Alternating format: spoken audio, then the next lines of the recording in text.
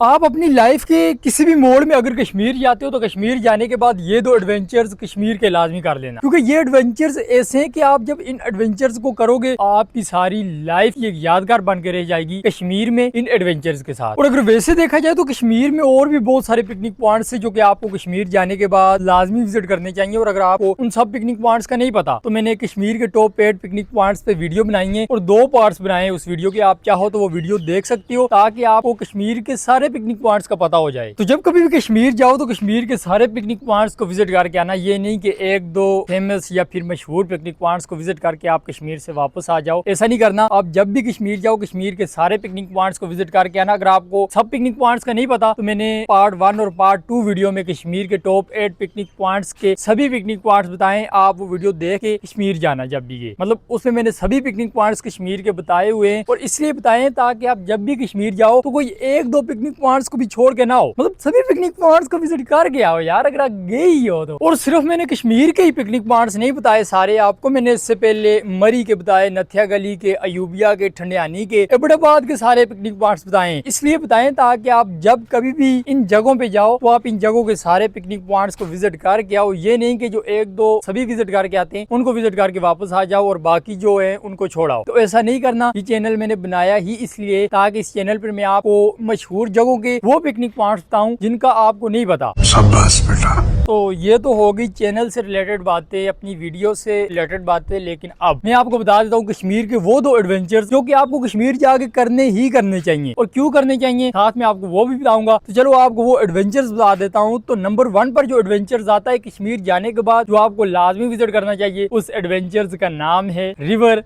Rafting. जी हाँ, river rafting. Kashmir जाने के बाद ये वाला एडवेंचर्स करना बिल्कुल भी ना भूलना, ऐसा मैं आपको बोल रहा हूँ। और ऐसा इसलिए आपको बोल रहा हूँ क्योंकि ये एडवेंचर्स 20 किलोमीटर 1.5 से 2 घंटा आपको दरिया में करवाया जाता है। मतलब रिवर राफ्टिंग नाम तो सुना ही होगा ना? नहीं। अब जस्ट इमेजिन करो 20 किलोमीटर 1.5 से 2 घंटे आप दरिया में हो और दरिया में ऐसी बैलून वाली किश्ती में हो। ना तो उस किश्ती को आप अपनी मर्जी से रोक सकते हो और ना ही अपनी मर्जी से उससे उतर सकते हो।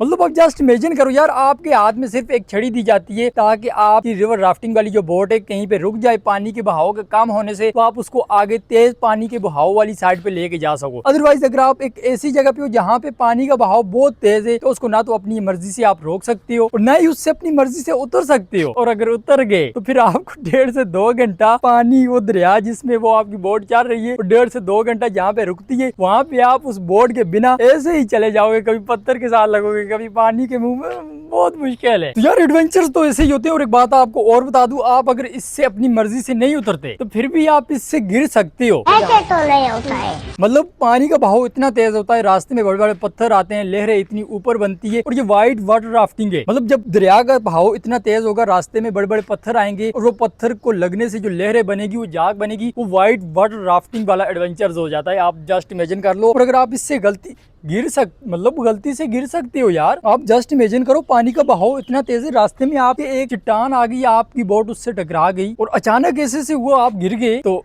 फिर आप समझ लो 1.5 से 2 घंटा आप बिना बोट के एडवेंचर कर रहे हो उस रिवर में, दरिया में।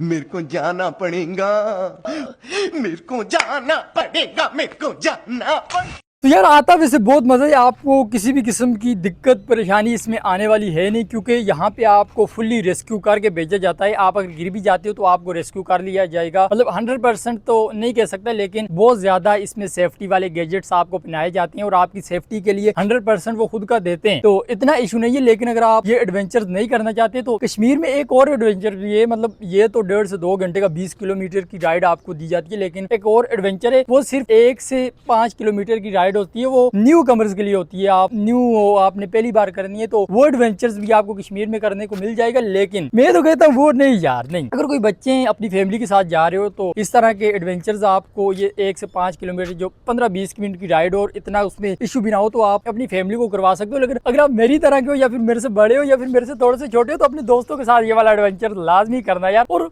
नहीं भी गिरे उससे तो दोस्तों को जानबूझ के करा देना, मैं तो कहता हूँ। और मैंने ऐसा पता क्यों बोला है, क्योंकि जितने भी जख्म है मेरे दिल पर दोस्तों के लिए, मतलब ये ऐसे ही बोल रहा हूँ यार। मेरे दोस्त मेरे साथ बहुत लॉयल हैं, बहुत अच्छे हैं, और मैं दुआ करता हूँ कि मेरे जैसे दोस्त आप सबको मिले। आपकी लाइफ देखने चेंज ना हुई तो मेरे को बताना, चाहे जिस मर्जी तरह से हो। तो जब भी कश्मीर के ये वाला एडवेंचर्स लाजमी करना यार, क्योंकि इस एडवेंचर्स में जो मजा आता है, 1.5 से 2 घंटे आप दरिया में हो बिना किसी ऐसी बोट के जिसका ना तो इंजन है और ना ही उसको आप अपनी मर्जी से रोक सकते हो, तो बहुत मजा आता है। और एडवेंचर्स, आप एडवेंचर्स लवर हो अगर, तो ये एडवेंचर्स तो आपको करना ही करना चाहिए। तो ये तो हो गया पहला एडवेंचर, लेकिन अब आपको मैं बताने वाला हूँ कश्मीर का दूसरा एडवेंचर, जो कि आप सुन के मेरे कहने के बावजूद भी मैं अगर मतलब कहूँ कि नहीं करना तो आप कहोगे मैं करूंगा, चल। तो चलिए शुरू करते हैं। और उस एडवेंचर का नाम है paragliding. Oh my goodness, Krrish वाली मूवी तो मुझे पता है आप में से सभी ने देखी होगी, जिसमें वो प्रियंका चोपड़ा वो ग्लाइडिंग करते हुए हवा में उड़ रही होती है और क्रिश उसको देख लेता है, कहता है ये क्या है। वो पतंग समझ के उसको पकड़ने की कोशिश करता है और वो पतंग नहीं होती, वो पैराग्लाइडिंग कर रही होती है। और आपने वो मूवी में देखा ही होगा वो वाली पैराग्लाइडिंग। अगर आप फिल्म में देखने के बाद रियल में करने का सोच रहे हो तो कश्मीर जाने के बाद पैराग्लाइडिंग ये लाजमी कर लेना। और ये कहाँ पे है मैं आपको ये भी बता देता हूँ, ये है पीर चिनासी। ये तो नाम आपने सुना ही होगा। आप कश्मीर जाओ और पीर चिनासी ना जाओ, ऐसा तो नहीं हो सकता ना। तो आप जब कभी भी पीर चिनासी जाओ तो यहाँ पे पैराग्लाइडिंग के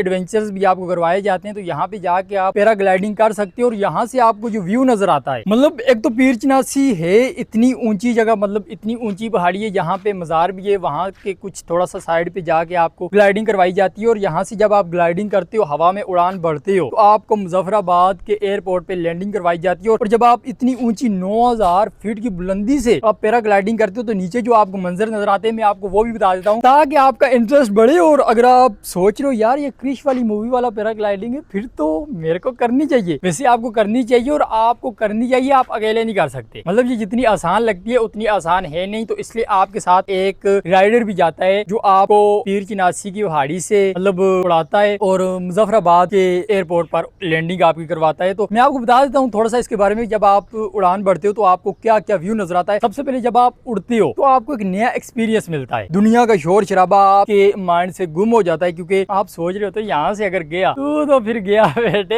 ऐसा आप जस्ट इमेजिन कर लो। अगर वैसे गिरते नहीं हो, फुल्ली सेफ्टी हर तरह की आपको सहूलत दे के उड़ान बढ़ाया जाता है। आपकी फुल्ली सेफ्टी के लिए वो 100% अपना बेस्ट देते हैं, लेकिन फिर भी मैं डराना नहीं चाहता आपको। तो जब आप ग्लाइडिंग करते हो तो मैं आपको वो व्यू बता देता हूँ, क्या क्या आपको व्यू, क्या क्या नज़ारे उस उड़ान उड़ते हुए सफर में आपको नजर आते हैं। सबसे पहले जब आप उड़ना शुरू करते हो पीर चिनासी की पहाड़ी से, तो सबसे पहले आपको नजर आता है दरियाए जहलम और दरियाए नीलम, जहाँ पे मिलते हैं आपको इस ग्लाइडिंग के दौरान वो एक नजर में नजर आ रहे होते हैं। मतलब आप उड़ रहे हो और आप नीचे देख रहे हो दरियाए जहलम एक साइड से आ रहा है, एक साइड से दरियाए नीलम आ रहा है, और दोनों आपस में मिल रहे हैं, जिसको दोमेल पॉइंट कहते हैं। वो आपको इस ग्लाइडिंग के दौरान साफ नजर आता है। इसके अलावा आपको कश्मीर की ऊंची ऊंची पहाड़ियां नजर आ जाती हैं। उसके अलावा आपको कश्मीर की सरसब्ज़ शादाब जंगल नजर आ जाते हैं। इसके अलावा आपको बर्फ से ढकी हुई पहाड़ियां नजर आ जाती हैं। इसके अलावा आपको और भी एक चीज नजर आती है जो आपने इससे पहले कभी नहीं देखी होगी, और वो ये है कि आप जब पैराग्लाइडिंग के दौरान उड़ रहे होते हो तो आप अपने बादलों को जो आसमान पे कभी देखते थे उनको सामने या फिर उनके ऊपर से जा रहे होते हो, या फिर उनके दरमियान से जा रहे होते हो, या फिर उनके नीचे से जा रहे होते हो, और ऐसे उनको हाथ लगा सकते हो। और ये ही नहीं, आप जब ये ग्लाइडिंग कर रहे होते हो तो परिंदे आपके साइडों से जब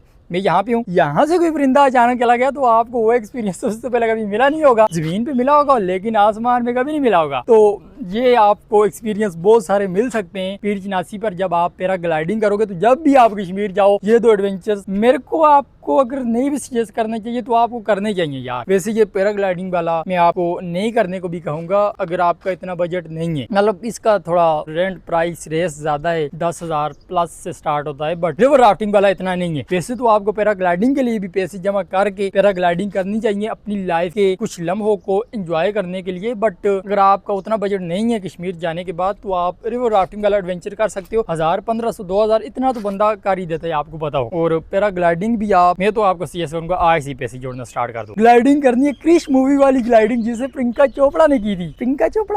प्रियंका चोपड़ा ने की थी वो करना चाहते हो तो पैसे तो जोड़ने पड़ेंगे, और पैसे जोड़ो यार। इस उम्र में घूमने फिरने निकल जाया करो, वरना बूढ़े होकर जाओगे तो घुटनों में दर्द होगा, कमर में दर्द होगा और चला भी नहीं जाएगा। तो इस उम्र में पैसे जोड़ लो 1 साल के लिए, और 1 साल बाद घूमने निकल जाया करो, या फिर किसी ऐसी फेस्टिवल पर, ईद के मौका पर, 14 अगस्त पर, न्यू ईयर्स पर, या और कोई भी ऐसे इवेंट्स आते हैं जो कि इस्लाम में हैं, तो आप वैसे 14 अगस्त ये इस्लाम सभी का मैं नहीं बोला, मतलब ईद जो आती है वो एक हमारे इस्लाम में है, और ईद उल फितर इधर ये 2 हैं, और ईद मिलाद, मतलब कोई भी इवेंट्स आता है तो आप चले जाया करो यार घूमने फिरने, अपने लाइफ के कुछ लम्हों को एंजॉय करने के लिए। अपने दोस्तों के साथ जाओ, अपनी फैमिली के साथ जाओ, और अगर अपने फेवरेट पर्सन के साथ जाओ मैं तो कहता हूँ वो तो फिर अलग ही फीलिंग हो जाएगी ना। तो ये थे 2 एडवेंचर्स कश्मीर जाने के बाद जो आपको लाजमी विजिट करने चाहिए। और अगर आपको इसी तरह की और भी मुख्तलिफ किस्म की एडवेंचर्स वाली वीडियो, या फिर किसी खास जगह के वो वाले पिकनिक पॉइंट्स जानने जिनका आपको नहीं पता हो, तो कॉमेंट में उस वीडियो या फिर उस शहर या फिर उन पिकनिक पॉइंट्स या फिर उस जगह के पिकनिक पॉइंट्स का पूछ लेना जिनका आपको नहीं पता होगा, मैं आपको वो सब बताऊंगा। तो मिलते हैं नेक्स्ट किसी ऐसी ही वीडियो में। और अगर आपने कश्मीर के सभी पिकनिक पॉइंट्स विजिट करने हैं तो मेरी कश्मीर पार्ट 1 और पार्ट 2 वाली वीडियो देख लेना, उसमें मैंने कश्मीर के सारे पिकनिक पॉइंट्स बताए हुए हैं, तो देख लेना। अगर आप जब भी कश्मीर जाओगे तो सभी को विजिट करके आओगे। उसको देखने के बाद मिलते हैं नेक्स्ट किसी ऐसी वीडियो में, तब तक के लिए टाटा बाय बाय,